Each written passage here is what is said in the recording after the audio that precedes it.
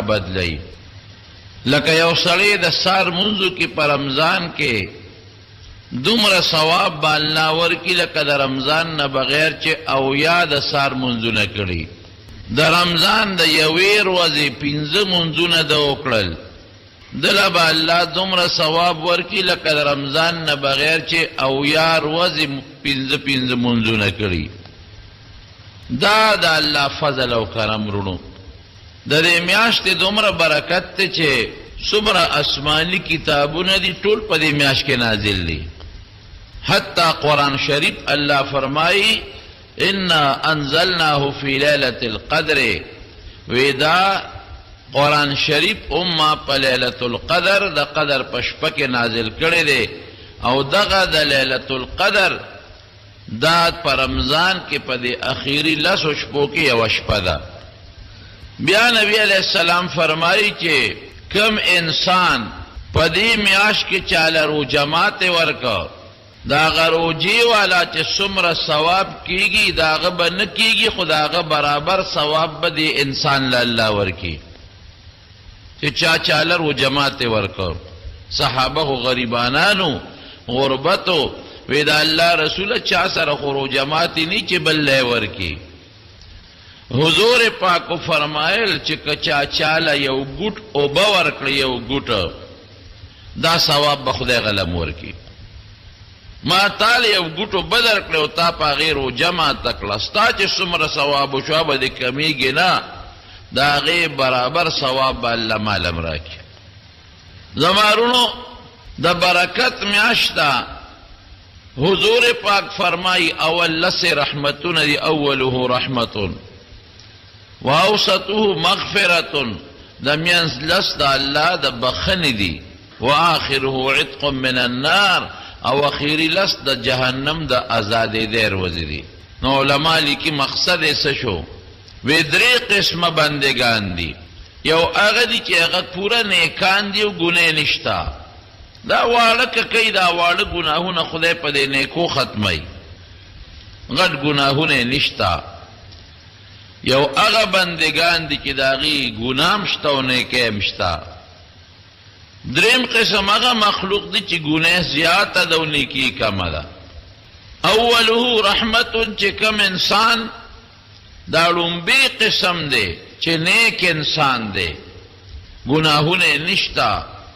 په ده د اول نه د خدای رحمتونه شروع شي. ګناه شته نه چې ته ورجېږي رحمتونه پې شروع شي د الله. اوسطه مغفرتون دا دویمه ډله ده هغه انسان چې ګناه او نیکۍ دواړه شته. که ګناه شته مقابله کې نیکي ده نیکي او ګناه تقریبا برابر دي نو په دوی په دې ړومبو لسو کې د خدای رحمت نازل شي نو دا لس د میاشت چې د الله عبادت وکړي نو خدای پاکي ګناه معاف کې وی بخي. او آخره عتق من النار اخر لس د جهنم نه ازادي دل دی. دا د هغه چا دپاره دی چې هغه ډېر ګناهګار دی نیکي ډېره کمه ده او ګناه ډېره زیاته ده. دی چې دا اخیري 10 شپې د الله عبادت وکړي نو په آخره ورځ کې الله د غاړه د جهنم د اور نه ازاده کړي. نبی کریم صلی الله علیه وسلم او فرمایل وی رب العالمین فرشتې راغونډې کړي د فرشتو نه الله تپوس کوي چې یو مزدور مزدوری وکړي نو مالک له څه پکار دي چې څه وله ورکړي؟ وی الله دا پکار دي چې مزدوري پوره ورکړي. وی ښه ګواهان شئ تاسو زما دې بندګانو د رمضان په میاشت کې روجې ونیوې عبادت یې وکړه دې مزدوري وکړه دې دیاړي وکړه اوس دوی له دیاړي ورکوم مزدوري ورکوم تاسو ګواهان شئ چې دا ټول ما د جهنم د اور نه آزاد کړل.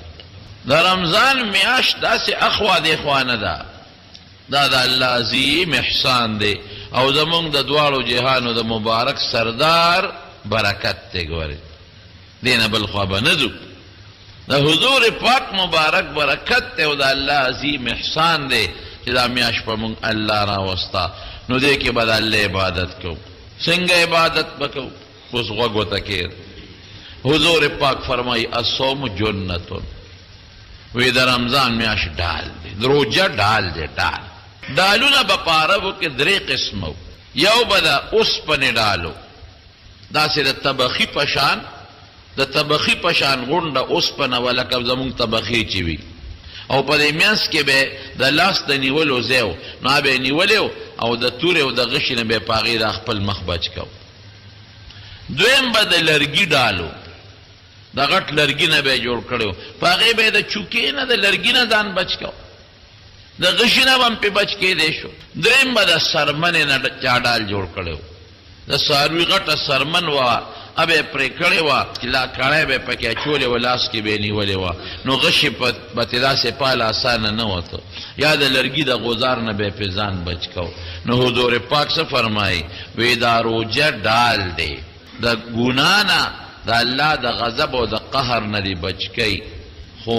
تر څو چې ډال د نه ونشلېږي ګورې که ډال وشلې د تاله فایده نه درکوي نو تر څو چې دا ډال ستا په لاس کې محفوظ وي نو تاله دفاع درکوي او که وشلې ده دفاع نه درکوي شلېږي به پس په ګناه په دروغو په غیبت نبی کریم صلی الله علیه وسلم فرمای الکذب والغیبت یفتران الصوم وی دروغ او چغلی او دروغ او غیبت روجه ختمی وی دا نوی چې روجه دی اونشوه غاړه دی بنده پاتې شوه نه روجه دی اوشوه غاړه دی اوزګاره شوه خو د روجې چې کم برکت او ثواب درته وختي مه چې الله پې کوم انعامونه ورکوي هغه ختم شو غیبت ته پکې وکړو روجه نو بس قرض دی د غاړې نه خلاص که صرف دومره شوه نور د روجې چې کم برکتونه او ثوابونه دي ادې ونه مونتل دا حضور پاک فرمایي په روجه کې به عبادت کې داسې عبادت بکې چې په الله ځان وبخې یو حدیث پاک کې راځي نبی علیہ السلام فرمایي وی فرشتې د شوال د رکوټ اختر د میاشت نه د جنتونو په ډول شروع کړي الله فرشتې څونه کار کولی شي ډول جنتونه دي ډولیکۍ بوټي پکې کری او چراغان دی پکې او نهرونه دی ولی دی او یاقوت او مرجان خواري کوي لګیا دي چې دا جنتونه ډولي کی نو چې کله ډولي کی دا 11 میاشتې په خواري وکي ګوره انسان چې 11 میاشتې خواري وکي څونه شی ته جوړیږي دا خدای فرشتو څونه زور او طاقت دی نو چې د رمضان میاشت راشي نو د الله د عرش د لاندې نه هوا راوالوځي او د جنت په حورو باندې ولګي ډېره یخه ښکلې هوی او ډېره خوشبوداره هوی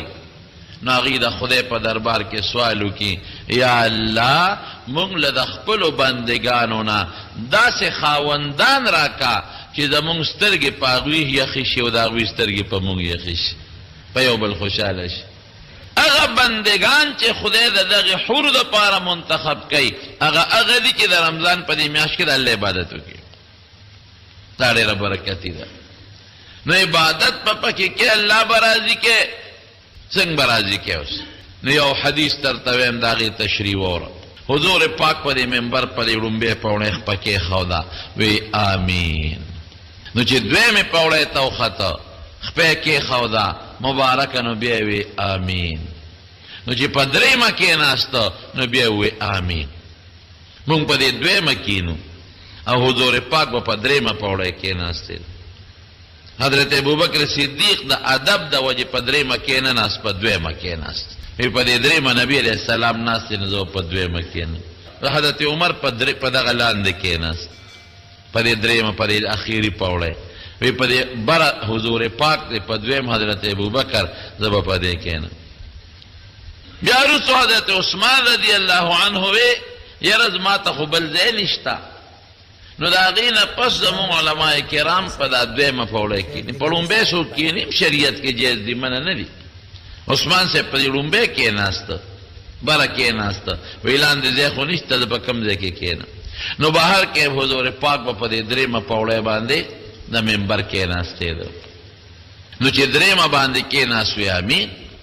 نو صحابه تپوس کوي صاحب دا خو چا دوا ونه کړه او تاسو امین وی وی چې جبریل علیه السلام راغی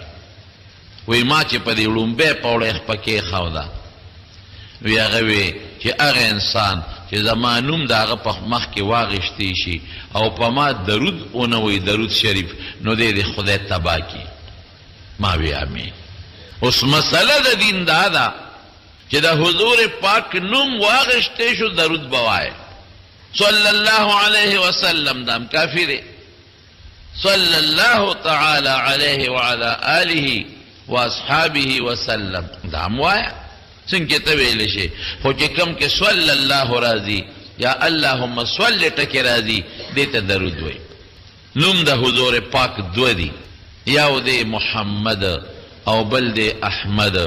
ټول وای صلی الله علیه وسلم دا باندې به درود خامخا وای. په یو مجلس کې دا نوم بار بار اغشتل کېږي د کما یو ځل واغشت نو دا پړومبي ځل ویل واجب دی زبم ویم تبم ویم او که دا نوم می بار بار په دا یو تقریر کې واغشتا نو په دویم او په دریم او په څلورم مستحب دی. که دې ونه وي ګناهګارېږي نه خو که دې ووایې نو ډېر لوی برکت او ثواب دی. او که نوم نه او د حضور پاک صفت ته ووایې لکه حضور پاک رسول پاک نبی پاک دا صفتونه دي نو درود شریف ویل واجب نه دي البته که دې ووایې مستحب دي ثواب او برکت یې ډېر دی. د درود شریف ډېرې فایدې دي. د رمضان میاشته خامخا وایه څونه فایدې دي. حضور پاک یو ځل غمجن ناست قسم دی په خدای ډېر ګرانو ډېر ګران. نو جبریل علیه السلام ولا راغی وی خپه وی یاو وی الله راولېږلم چې ته ورشه د ما دې محبوب ته داسې ووایه چې څوک پتا یو ځل درود وی یو ځل نو زه به د ده لس گناهونه معاف کم لس به پې رحمتونه نازل کم لس به وله درجی اوچتې کم. په یو درود شریف سوچو دیرش لس گناهونه معاف لس رحمتونه نازلېدل لس درجې برنګېدل. وی الله وی تپوس ته وسوکه ارضی ته خوشحاله که نه خوشحاله حضور پاک وی خوشحاله ولی امت ته فایده ده د امت فایده به حضور پاک مبارک ډېر زیات خوشحاله دی. او فایده د درود څه ده ثوابونه خو ډېر زیات دي. ولی الله په خپله فرمایي ان الله وملائکته یصلون علی النبی وی زم په درود وی زما فرشتې په درود وی. د الله درود څه دی رحمت را لېږل. د فرشتې درود څه دی د الله نه سوال کوي چې د رحمت په نازل کا. یا ایها الذین آمنوا ای د ایمان خاوندان صلوا علیه تاسم په درود وای وسلموا او سلامم په وای. مخامخ دل راشي او یا روزه مبارکه تو درې دی نو سلام په وای. ولی ځکه صحابو تپوس کو وی دا الله رسول دا سلام خو مونږ پیژنو مونږ ته پته ده چې تا ته مخامخ شو درته السلام علیک ووایو.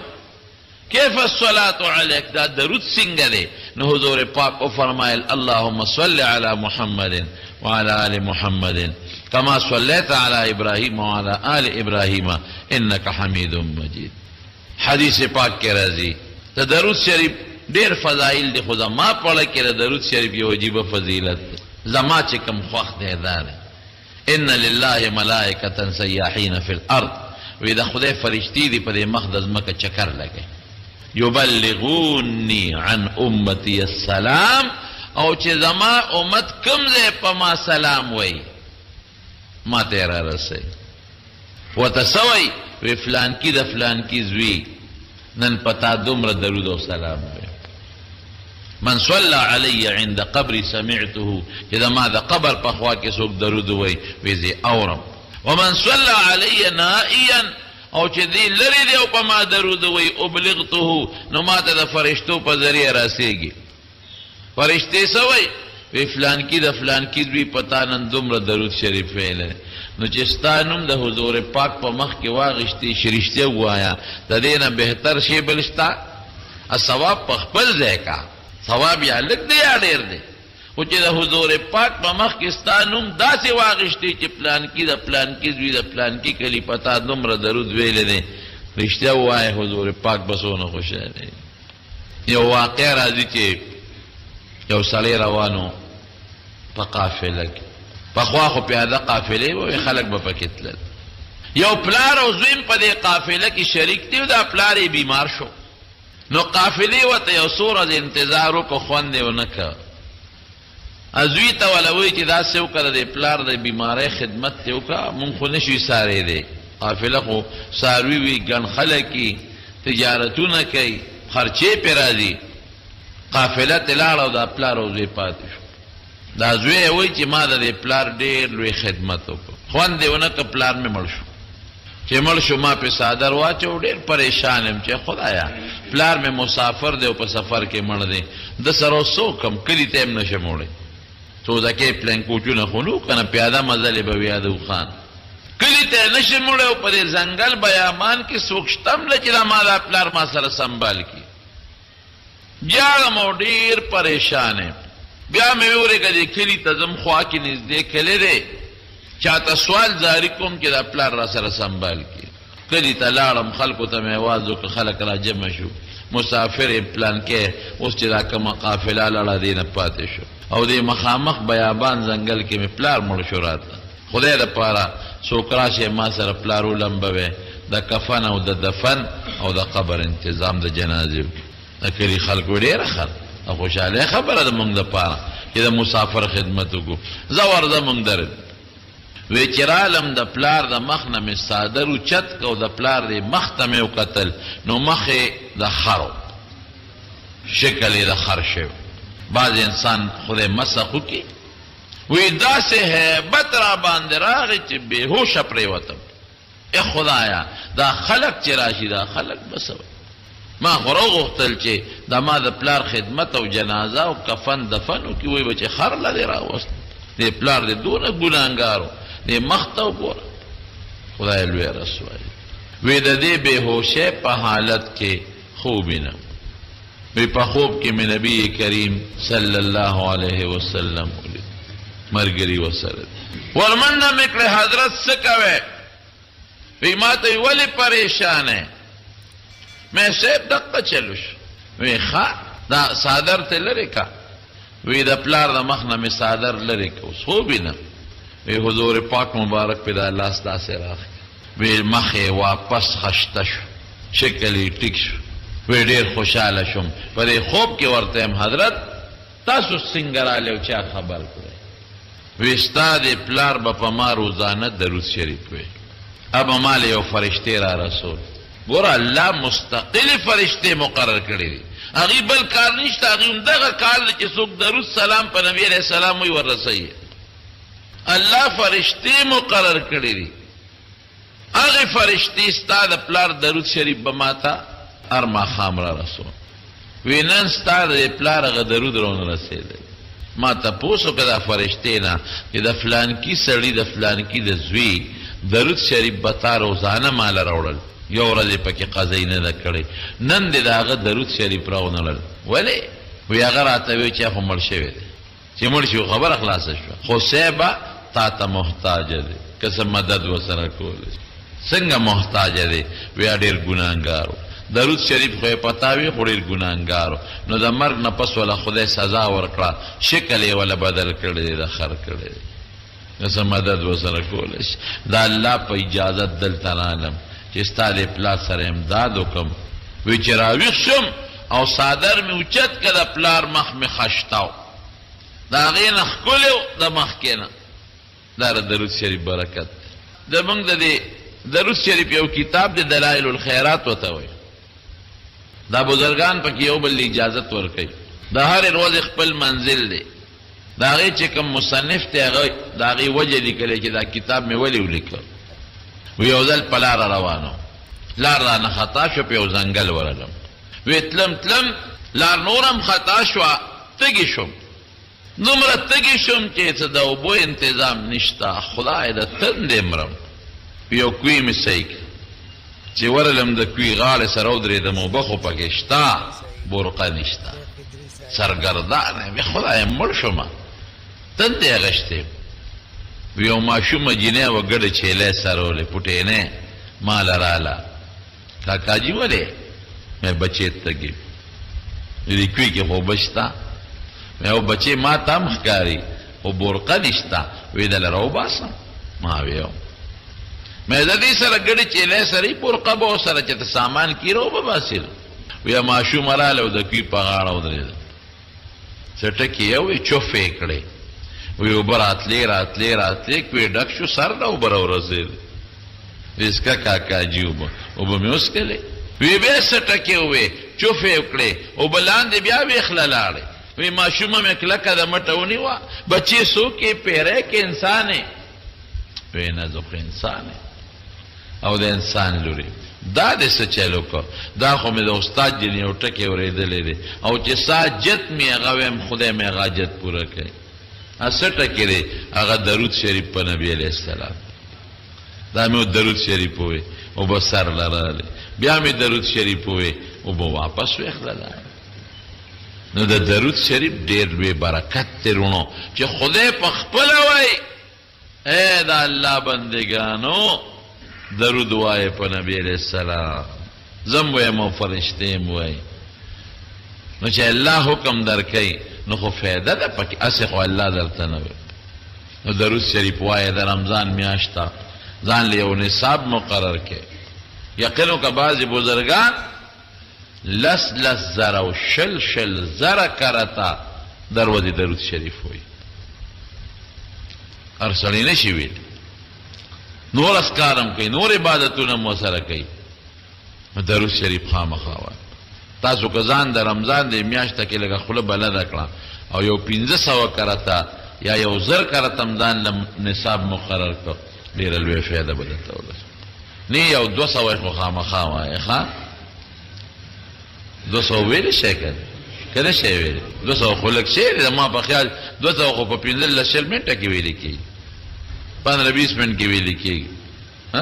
نو څوک به یي چې 200 کرته به درود شریف دروځي د رمضان کې درته وایم انشاءالله ورسره وغواړي بل انسان دی بعضې وخت خطا شي او که داسې مې وکړل چې 200 کرته سهار او 2 ماښام خو دا به داسې به شي لکه د ماښامي په وخت کې د شربت هم کړي او د ګوړې مدیدار یخ او ورسره د پیکوړی او کباب هم وخوړل خوند پکې ډېر شو که خو نقصان څه دی چې زما نوم چا واغېسته او د درود شریف ونه وی نو جبریل علیه السلام وی دا سړی دی خدای هلاک کړي ما وی امین ګوره خیره څونه خطرناکه ده زما او ستا خیره نه ده د جبریل علیه السلام خیره ده او د حضور پاک مبارک امین دی او بیا پر منبر ده وی په دویمه پوړی چې مې امین وی دا ولې وی جبریل علیه السلام وی چې د چا مور او پلار جمدي وي دواړه یا یو او دونه خدمت ولو نه که چې ځان په جنت ته بولي دی خدای هلاک مور او پلار خدمت بکې دومره خدمت بکې چې ځان د دې په خدمت جنت ته بوځي تاسې معمولي خبره نه ده دونه خدمت بکې وقضى ربك الا تعبدوا الا اياه وبالوالدين احسانا مور پلار سره ښېګڼه کوه اما يبلغن عندك الكبر احدهما او كلاهما فلا تقل لهما اف ولا تنهرهما وقل لهما قولا كريما که یو کس یا دواړه بوډاګان شو نو رټې به نه اف به ورته نه وی نرمې خبرې به ورسره کې واخفض لهما جناح الذل من الرحمه وقل رب ارحمهما كما ربياني صغيرا اوږه ورته ښکته کړه دا ګوره د طالبانو ته ویم واخفض لهما جناح الذل من الرحمه دا ولې الله وایي دا هغه وخت وایي چې دا پلار درته غوسه وکړي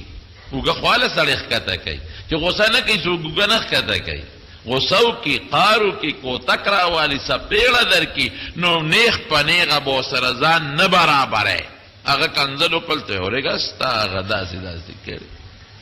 ما ته پې ډوډۍ هم زما خورې دا کنځل هم کې یا مور درته بدله ده وایي اورېږه ستا هغه داسې کړي کور کې راته ناست دی ډکېږي او تشېږي لا کنځل پکې راته بیل کې دا الفاظ چې ما ووایې دا د بعضې خلکو دي ګورې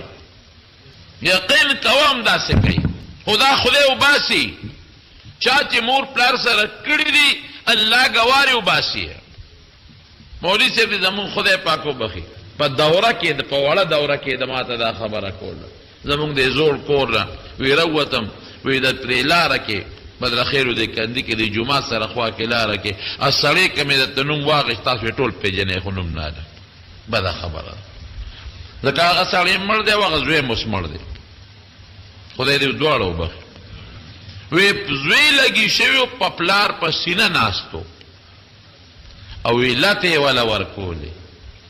او یې ورته یې وی چې ارمان دی نو پلار مې ګنې ډېر غټ دلی وی ما ته هغه زوی اوچت که او یو څو څپېړې مور کړه چې خدای دې بې خوباسه پلار دې دی. بیا خو مې ته وکته وی پلار مې د ګوتې نه اوچت کړ اوچت مې کړ وی دې جومات ته مانځل راتلم نه هغه الفاظ او په درس تلم وی پلار یې ما ته وی مولوي صاحب ودرېدل دی بد عمله ته او ټول خوږ وی ما ورته پلان کې ومې لیدل خو یاد دې شي په دقه ځای چې دا ته زوی را پرځولې په دقه ځای تا خپل پلار نور را پرځولې زه د باندې راللم ما ته پا نه سولې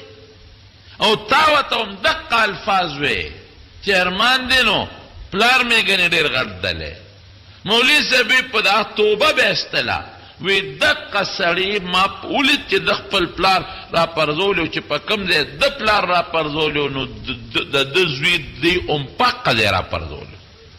چې د خپل پلار ته څه ویلي وو حقه ده ته خپل زوی ووی او د دواړو نه ما هغه نه مې د پلار نه پاسولی او د ده نه مې دا زوی پاسولی دی په دوره کې دا خبره مولوي صاحب چې څه کرې خبرې به جوار ته کرې غنم نه شریبلی غنم کرے جوار نشی ریبلے تا پلار بی عزت که تا نه به خدای هغه پیدا کوي چې تا به بی عزت کوي پریدي به نه نو نیغ په نیغه به پلار سره نه جنګېږي زه اکثر دا خبره کوم ورونو چې پلار مور بوډاګان شي نو غاښونه وځي ګوره خوله کمزوری شو خبر هم سمې نشي کولی غوږ کې هغه مشین واچې غوږ هم کمزوری شو سترګو ته چشمې واچې سترګې هم کمزوری شوې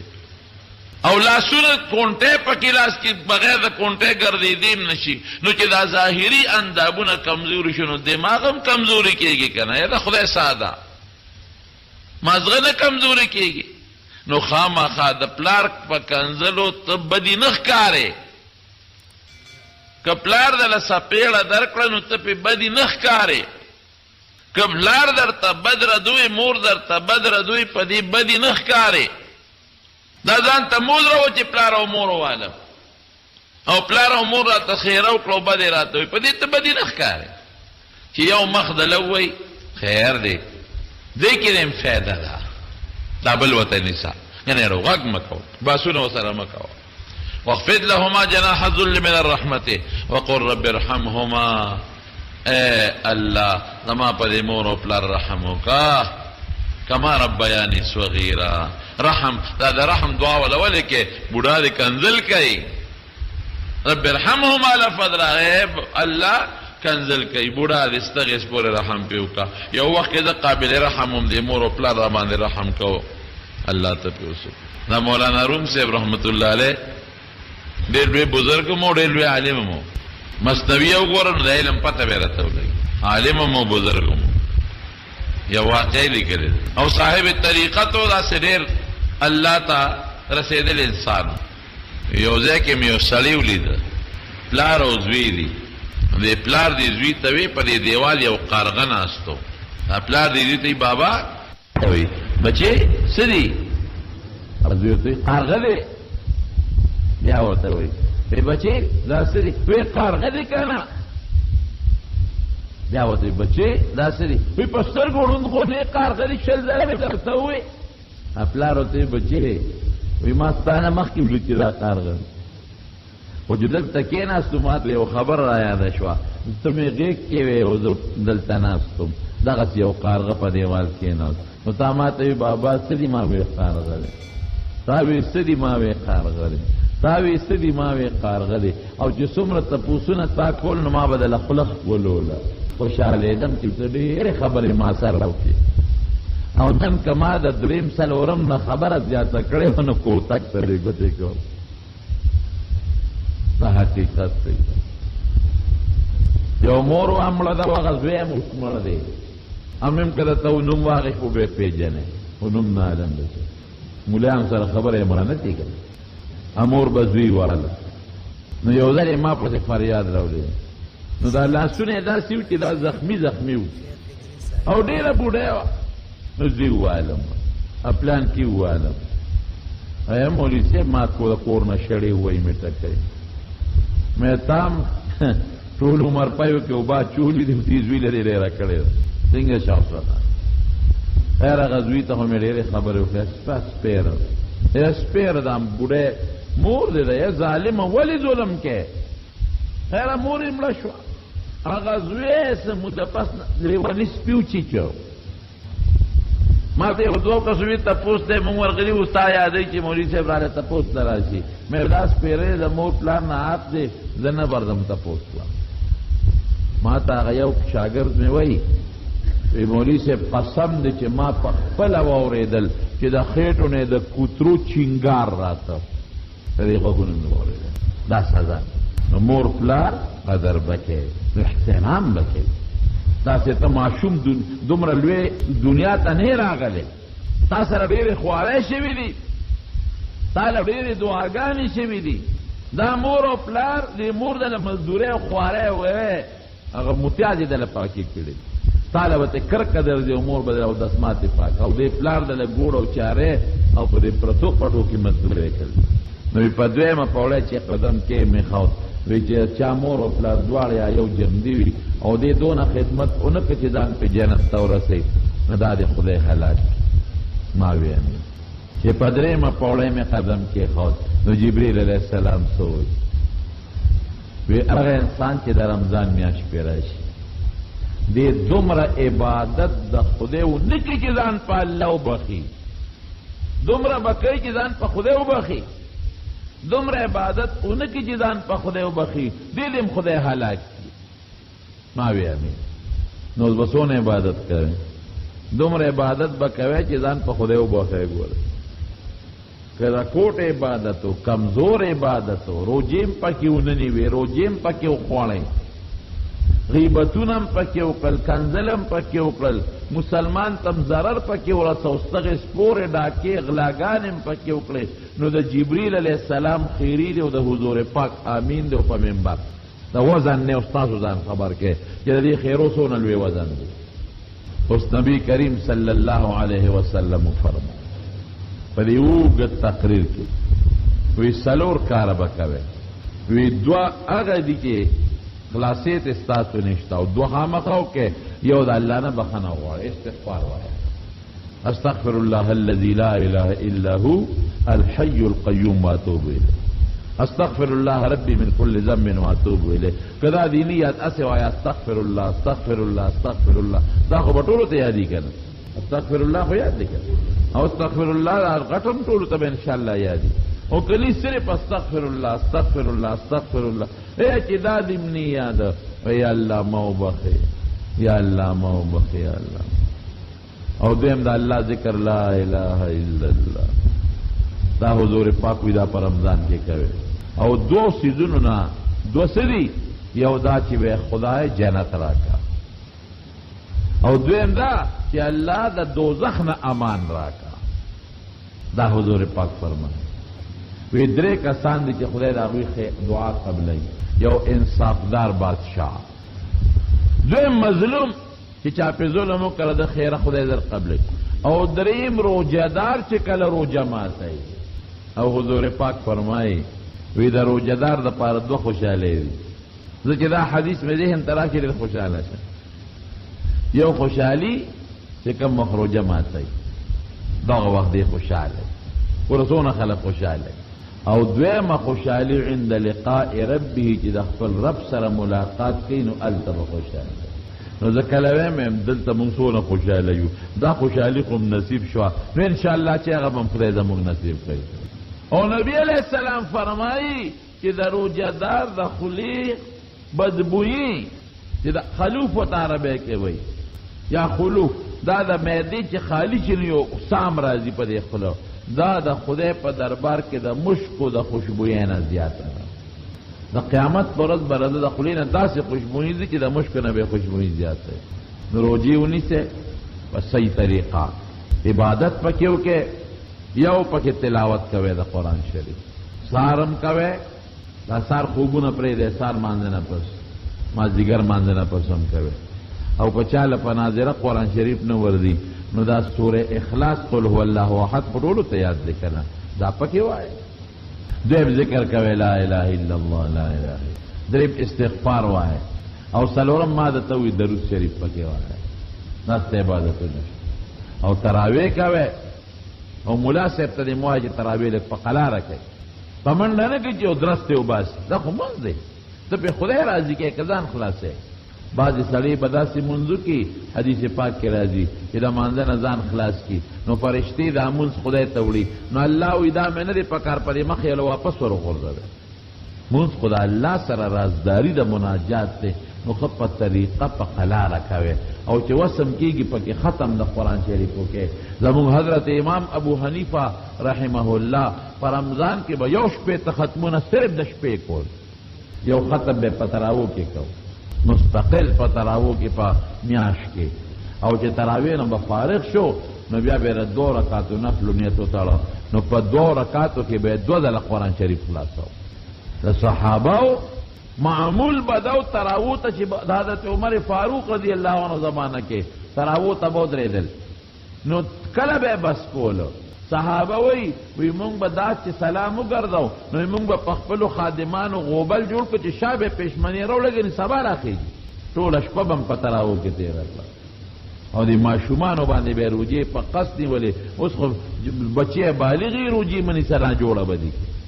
وی ماشومانو باندې هم روجې نیولې نو چې ماسپښینې به شو مازدیګرې نو په جړا به شو واړه نو مونږ به د لوبو څیزونه ورته کېښودل په هغې به مشغول کړل نو روجه به م پې سر ته ورسول کوشش کوئ د دې بانک او د دې روجماتي دا ټیم هغه نقشه کې وختونه لیکلي دا نقشه ځان سره جوماتونو کې خو ستا شته که نو دې کې یو انتهای سحر لیکلی چې کوم وخت کې پېشمنۍ بدلوي دې نقشو کې شته دا اذان د سبا په ټیم کې کېږي د اذان نه لږ مخکې تاسو مهرباني کوئ پېشمنۍ بندوي بدقسمتین هلته چغه والي چې خدای مخه پاو پاتې دی دلته چې وګورو بانګ یې شروع کړي لږ احتیاط په دې کې وکړئ که ولې بې احتیاطي کوئ د خلکو روجې بربادوي نه لږ یو فوټې نه ماښام کې خو کېږي خو د سهار کې لږ احتیاط کوئ یو 15 منټه مخکې بندوي که بس مسله به حلي بله یو مسله جوړه ده مسله بیا مولیان په کنځلو دي یا خدای پاک مولیانو ته کنځل دي عرضی راځي یو مخ وړه یوه مخ وړه چې څوک وایي چې یوه مخ وړه ګناه کبیره وکړه غټه ګناه دې وګټله په ځان په خپله د مجرم اطلاق کوي چې زه مجرم یم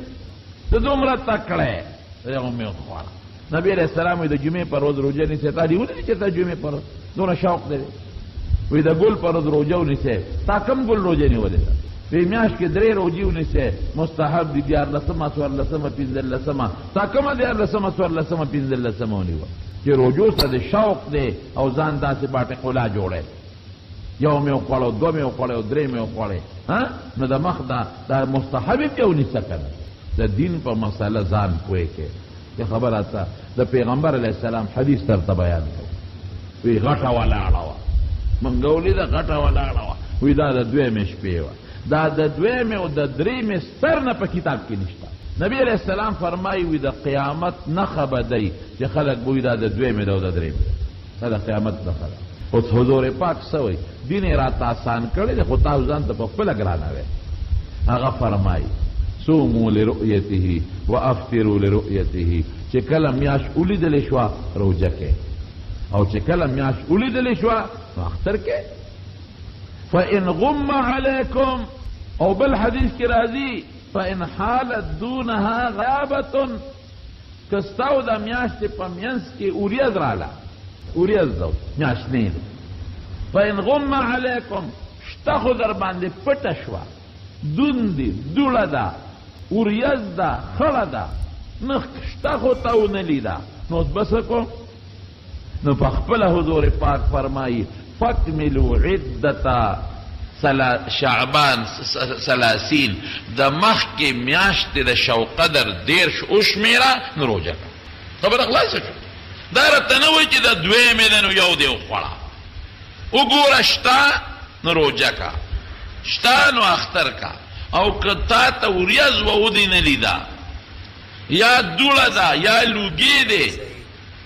شته خو ته ونه لیده لکه د مونږ دا مخ کې شته خو ته ونه لیده نو د 13 میاشتې 10 شمیره خبره خلاصه شو نو په د چهارشنبې په شپه چا ونه لیده چا مو نه لیده راغلی به وې ګوي بم کړی به مونږ به اعلان کړی وکړ